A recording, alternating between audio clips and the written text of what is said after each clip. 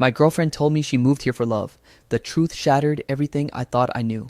You know how some people say you just know when you meet the one? Yeah, I thought I knew. Her name was Emily. The first time I saw her, it was one of those cliche movie moments I didn't think actually happened in real life. It was late September, just starting to get chilly here, and I had ducked into this tiny indie coffee shop downtown to escape the wind. She was standing in line ahead of me, wrapped in this oversized beige sweater, hair falling in loose waves, staring at the chalkboard menu like it held the secrets of the universe. When she turned slightly and our eyes met, she smiled, and for some reason, it felt like the smile was only for me. I'm not the type to hit on strangers, but when she ordered and realized she forgot her wallet in her car, I offered to cover it. She hesitated, then gave me this shy little "thanks, that's really sweet" smile. That's how it started. We ended up sharing a table because the shop was packed. She told me her name was Emily, that she had just moved here a couple of weeks ago, and here's the part that hooked me. She said, "I moved here for love." I remember thinking, wow, that's bold. In my mind, that meant that she was the type who took risks, who believed in love enough to change her life for it. I asked if it worked out. She laughed softly and said, "Not exactly, but maybe I was meant to be here for a different reason." At the time, I thought that different reason was me. We started seeing each other almost every day after that. First, it was casual coffee meetups, walks through the park, browsing antique shops downtown. But pretty quickly, it turned into long late-night talks at my apartment, cooking dinner together, sharing playlists, watching terrible rom-coms, just so we could make fun of them. There was this ease with her, like we'd skipped all the awkward, getting to know you stuff and jumped straight into real. I introduced her to my friends after only 2 weeks. That's not normal for me, but something about Emily felt right. She clicked with them instantly, laughing at their dumb jokes, remembering little details about their lives after only meeting them once. My best friend Chris even told me, "Dude, she's a keeper." And I believed him. The thing is, I've had my share of bad relationships. The kind where you're constantly second guessing yourself. Where texts go unanswered for hours, where "I'm fine" means anything but fine. With Emily, it felt different. She was attentive. She'd text me good morning and good night without fail. She'd ask how my day was and actually listen. She remembered the exact way I take my coffee. And I didn't realize it, at the time there were also gaps, little gaps. The first one came up when I asked about her family. We were sitting on a blanket at the park, watching kids play frisbee when I asked, "So, do your parents still live where you grew up?" Her smile froze for half a second. "Yeah, sort of. I mean, we're not super close. It's complicated." Then she changed the subject just like that. I didn't push. I figured maybe she had a rough family situation and it wasn't my place to dig. Another time, we were driving through a part of town she claimed she'd never been to before. But as we passed a street, she glanced at a little corner store and muttered under her breath, "Oh, it's still here." I caught it. "Wait, you said you've never been on this side of town?" She blinked, then laughed. "Oh, I meant like, I've never lived here. I've driven through once or twice." It was small, harmless. At least that's what I told myself. The weirdest moment, though, happened about a month into dating. We were walking downtown when this guy about our age came out of a restaurant and froze. "Emily?" he said, sounding surprised. Her whole body tensed. She plastered on a polite smile. "Hey, wow. Small world." They talked for maybe 30 seconds, all surface level stuff. But after he left, I asked, "Who was that?" She shrugged. "Just someone I knew a while back." Her tone made it clear the conversation was over. Here's the thing. When you're happy, when you're really happy, you ignore red flags. You file them under quirks or personal boundaries or "none of my business." I was falling for her. Hard. So I pushed those little moments into the background and focused on the way she looked at me when I made her laugh, the way she curled into my side during movies, the way she seemed genuinely invested in us. If there was more to her story, well, I figured she'd tell me when she was ready. I didn't realize that by the time she did, it would be too late to hear it without breaking. If Chapter 1 of my relationship with Emily was all butterflies and movie montage moments, Chapter 2 was where the music got weird. Don't get me wrong, we were still together, still happy, still making plans like any couple in that early "this could be it" stage.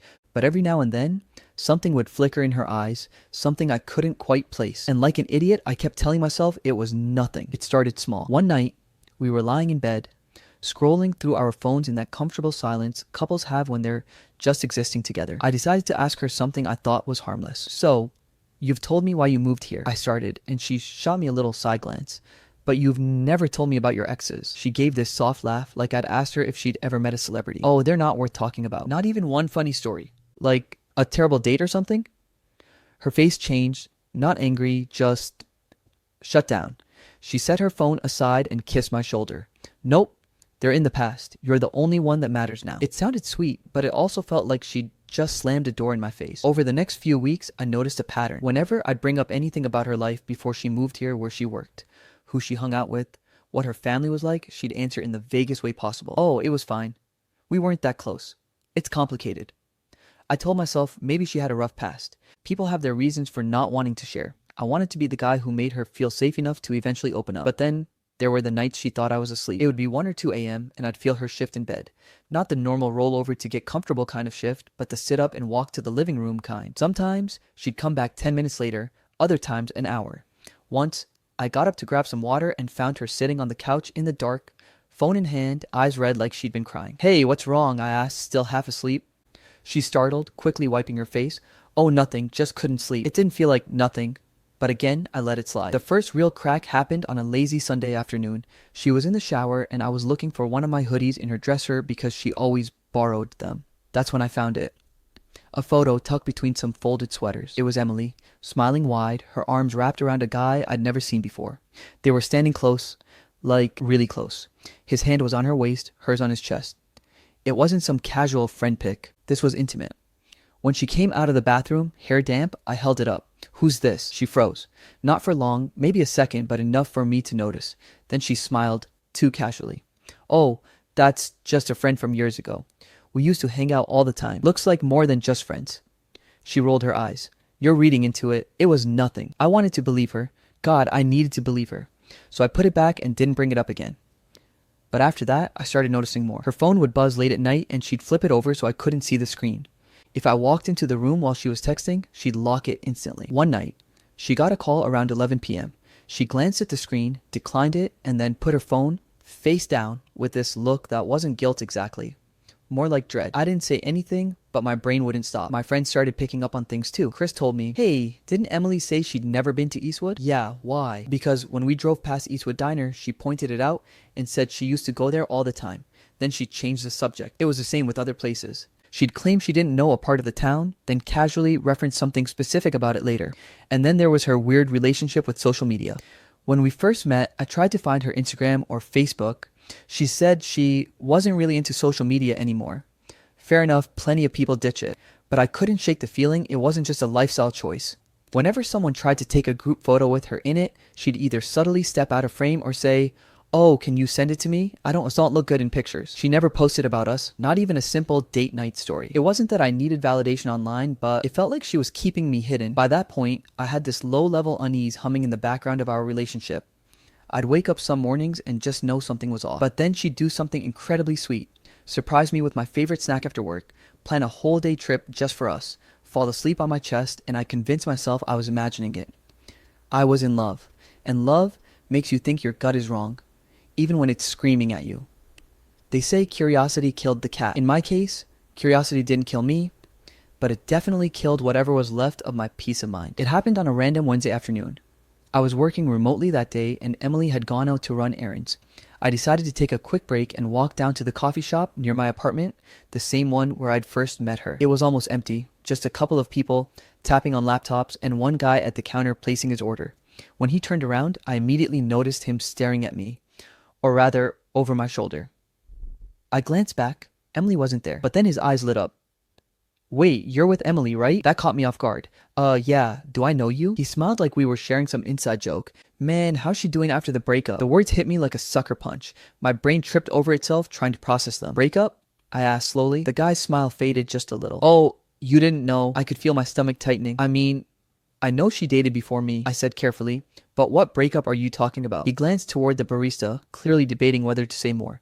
He said, I don't want to stir up drama, man, he finally said. I knew her from before she moved here. She went through some rough stuff with her ex. Big mess. Thought maybe she told you. My heart was pounding. What kind of mess? He looked uncomfortable. You should probably just ask her. That should have been my cue to drop it. But something in his tone told me this wasn't just a normal breakup. I tried again. Look, I'm not going to run home and start a fight with her. If there's something I should know, I'd rather hear it than find out later. He hesitated for what felt like forever. Finally, he sighed. All I'll say is, she moved here right after it all blew up. And it wasn't just about the ex, there was this whole scandal. People were talking for months. Scandal? I repeated, my voice sharper than I intended. Yeah, man, I'm not going to get into the details. It's not my business anymore, but ask her or don't. Just be careful. We parted ways, but the conversation replayed in my head on a loop the whole walk back. I couldn't stop thinking about his choice of words. Scandal. Blew up. Be careful. When Emily came home later, she was her usual cheerful self, carrying takeout and telling me about some clearance sale she'd found. I wanted to confront her right then, ask her point blank what this guy had meant, but I didn't. Instead, I smiled, ate dinner with her, laughed at her jokes, all while a storm was brewing in my head. That night, while she slept next to me, I started digging. First, I tried searching her name online. Nothing much came up, just generic stuff. No social media profiles. But then I remembered something. The old photo I'd found in her drawer back in chapter 2. The one of her with the mystery guy. If she didn't have public accounts, maybe he did. I couldn't remember his name, she'd never told me, but I could picture his face. So I went down the rabbit hole of searching through mutual friends of people in this town. It was a long shot, but after an hour of scrolling, I found him. His Instagram wasn't private. And there, buried in his post from about a year ago, was Emily. There were photos of them hiking together, at bars, at some rooftop party. In every picture, they looked like a couple. The captions were all normal. Nothing scandalous until I reached a post from around the time she'd moved here. It was a photo of him and another woman, not Emily, at what looked like a fancy event. The comments were chaos. People were tagging Emily, others were accusing him of cheating. Some were saying Emily got what she deserved. The deeper I scrolled, the more confused I got. I decided to widen my search. I tried Facebook, nothing under her current name. Then I realized maybe she'd use a different last name before moving here. That led me to an old profile, barely active, but enough to confirm it was her. That's when I found a public post from someone I didn't know, a long angry rant about people who can't keep their hands off taken men, and how karma will catch up. My chest felt tight reading it. The more I dug, the more it looked like Emily had been involved with this guy while he was seeing someone else. And when it all came out, she'd skipped town. And here's the kicker, based on the timeline of her move, she might not have picked this city randomly. She might have moved here to be near him, not me, him. By 3 a.m., I was sitting in the dark, staring at my laptop screen, feeling like I'd just swallowed a rock. Part of me wanted to believe there was some innocent explanation, that she'd been misunderstood, or the posts were out of context, or it was all just online gossip. But another part of me, the part that had been noticing her late night texts, her secrecy, the little lies, knew better. I was in love with someone whose past I didn't understand, and now I wasn't sure I wanted to. By this point, I wasn't sleeping well. Every time Emily's phone buzzed late at night, every time she avoided talking about her past, every time I thought about that guy in the coffee shop, it felt like my chest was being slowly crushed. I'd been telling myself for weeks that maybe I was overthinking, that maybe my jealousy was a problem, not her, but deep down I knew I wasn't imagining it. Something was there, something she wasn't telling me, and I was done ignoring it. The opportunity came on a Friday afternoon. We were sitting on her couch eating takeout when she casually mentioned she'd be going to visit her aunt for the weekend. I tried to sound casual. Oh, which aunt? She paused just a little too long. Aunt Linda lives about an hour away. She's been feeling under the weather. Want me to come with you? She smiled, but it was the tight kind. Nah, it's just a quick visit. I'll be back Sunday night. Normally, I wouldn't think much of it, but after everything I learned, my brain instantly filed it under possible lies. So when she left Saturday morning, suitcase in hand, I waited about an hour, then drove back over to her place. Her spare key was in my glove compartment. She'd given it to me weeks ago, in case of emergencies. At the time, I thought it was a sweet gesture of trust. Now, I was about to use it for the exact opposite reason. I didn't have a plan, I just knew I needed to know the truth. Her apartment was quiet, the kind of stillness that makes you hyper-aware of your own breathing. At first, I started small, checking the obvious places. Desk drawers, kitchen counter, side tables, nothing. Then I moved to the bedroom. Her closet was neat, almost too neat. Clothes organized by color, shoes lined up perfectly. But on the top shelf, tucked behind a stack of folded blankets, I saw a small shoebox. I pulled it down, my hands already shaking. Inside, letters, photos, receipts. The first photo I saw was of Emily and him, the guy from the old picture I'd found before. They were at what looked like some fancy dinner, leaning close, smiling like the world was theirs. The letters were worse. Some were handwritten, others printed from emails.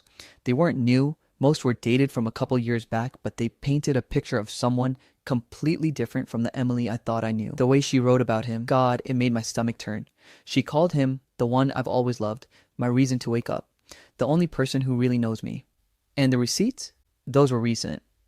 Dinner reservations for 2, movie tickets, even a hotel booking from just 3 months ago under his name, but with her credit card listed. I sat on her bed, holding that stack of evidence, feeling like my entire relationship had just been shoved off a cliff. She'd been meeting him recently, and if the receipts were anything to go by, it wasn't just innocent catching up.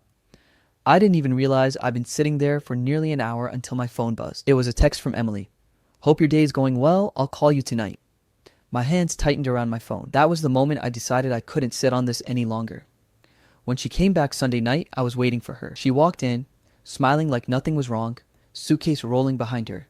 "Hey babe, missed you." I didn't smile back. "Where were you, Emily?" Her smile faltered. "I told you. Visiting my aunt." I took the shoebox from behind my chair and set it on the coffee table between us. "Try again." She froze, eyes locked on the box like it was a bomb. "Where did you—" "I went looking," I said flatly, "and I found this. So, you want to tell me who he is? Or should I start reading these letters out loud?" Her shoulders slumped, and just like that, the fight drained out of her. She sank onto the couch, covering her face with her hands. "I was going to tell you," she whispered. "When?" My voice cracked. "Before or after the next hotel stay?" She flinched. "It's not what you think." "Then tell me what it is, because right now it looks like I've been dating someone who's still in love with another man." That broke her. She started crying, not the delicate movie scene kind of crying, but the raw, messy kind that makes your chest hurt to watch. "I moved here for him," she admitted. "I've loved him since I was 19. We were friends first, then more. But he never fully chose me. There was always someone else. I thought if I came here, maybe it would finally work." I felt sick. "And me?" She wiped her face, looking at me like she just realized how much damage she'd done. "I met you after he ended it for good. I didn't plan on falling for you. I didn't tell you because I didn't want you to think you were a consolation prize." I couldn't even respond, because that's exactly how I felt. If you've ever had one of those nights where you can't tell if you're wide awake or stuck in a half-conscious fever dream, you'll understand the headspace I was in after Emily's confession. I kept replaying her words like a broken record. "I moved here for him, but I love you now, I swear." The problem was, every time she said, "I love you now," all I heard was, "You weren't the first choice." The days after our confrontation were a blur. I'd go to work, pretend to answer emails, and end up staring at the same spreadsheet until my coffee went cold. I'd lie in bed at night, Emily curled up next to me, and wonder if she was dreaming about him instead. And yeah, I know that sounds paranoid, but once someone drops a truth bomb that completely rewrites the origin story of your relationship, your brain can't help but spiral. I told two of them, Mark and Sarah, the full story. Mark, being the eternal dude just let it go guy, said, "Bro, everyone's got a past. She's with you now. That's what matters." Sarah, on the other hand, hit me with a blunt reality check. "So she only settled for you when plan A failed? That's not love. That's damage control." Hearing those two extremes made my head spin even more. One side, telling me to fight for the relationship, the other practically shoving me toward the exit. I decided I needed answers from her directly. Not the kind you get from an emotional outburst, but the kind you get when you sit across from someone, look them in the eye, and peel back every layer. We sat on the couch one evening, TV off, no phones in sight. I told her I needed her to be completely honest, no sugarcoating, no protecting my feelings. Me: "When you met me, did you still have feelings for him?" Emily: "Quiet for way too long. I thought I didn't, but maybe part of me still did." That one sentence felt like a dagger. Me: "So was I ever enough, or was I just someone who happened to be here?" Emily: "You've always been enough. I just didn't expect to love you. It happened over time." And there it was, confirmation that I wasn't her dream guy walking in the door. I was the unexpected backup plan that worked out better than she thought. Over the next week, she tried to prove her love. She deleted old messages from him. She blocked his number. She gave me passwords to her social media. She even handed me her phone whenever I wanted, saying, "Check whatever you want." But transparency now doesn't erase the years of secrecy before. It's like she was handing me the keys to a house I'd been living in for years, only to find out there had been a locked basement the whole time. I tried to imagine forgiving her. I really did. There were moments where we'd be laughing over dinner or watching some dumb rom-com, and I'd think, this could still work. Maybe the past doesn't have to matter so much. But then, late at night, I'd see flashes in my mind, her sitting in some other city, texting him, making plans to move for him, dreaming about their future, and me not existing in her universe yet. And I realized something. This wasn't about whether she loved me now. This was about whether I could love myself while staying with her. One night, I asked her the last question I knew I needed answered. Me: "If he called you tomorrow and said he wanted you back, what would you do?" Her eyes widened like she hadn't even allowed herself to think about it. She said, "I wouldn't go. Not after everything we have now." But there was a split-second delay before she answered, and sometimes that tiny pause speaks louder than the words that follow. I wish I could say I decided right then and there, but the truth is, I went to bed that night more conflicted than ever. Part of me still wanted her. Part of me wanted to walk away and never look back. And that's when I realized My next move wasn't just about love. It was about self-respect. I don't think there's a single word that can sum up the feeling of knowing you're about to make a choice that will change your life. Not in a dramatic movie scene way. Not in a and then everything turned out perfect way. No, this was heavy, quiet. The kind of heavy that makes your chest feel like someone's pressing down on it, even when you're just sitting still. I hadn't seen her since that night I asked all my questions, the night she tried to convince me that deleting a few contacts and handing over her phone was enough to rebuild trust. For a few days, I let things breathe. No texts, no calls. I needed to know if my decision was emotional or rational. I needed to see if my heart would stop aching or if my mind would stop replaying every single red flag I'd ignored. Spoiler, it didn't. She texted me on a Thursday afternoon. Can we talk? Just one more time, please. It wasn't the first time she'd reached out, but something about this message felt final. I stared at it for way too long before replying. Okay, same place we met. The place we met wasn't anything fancy. Just a small coffee shop tucked between a laundromat and a bookstore. It had mismatched chairs, chipped mugs, and a smell of cinnamon that somehow stuck to your clothes long after you left. When I got there, she was already sitting in the exact same seat she'd been in the day we first talked. Black coffee in front of her, hands wrapped around the cup like it was the only thing keeping her grounded. She looked up, and I swear for a second I saw the same nervous smile she had that first time. But it didn't hit me the same way anymore. I sat down. No hug, no kiss, just sat. For a minute, we didn't say anything. The coffee machine hissed behind us. Someone laughed from across the room, but we stayed silent. Then she spoke. I messed up, she said quietly. Not just with the lie, but with how I handled everything after. I was scared. I thought, if I told you the truth, I'd lose you before I even had a chance to love you. I didn't respond. I wanted her to keep talking. I came here for him, she admitted again, her voice cracking. But I stayed for you.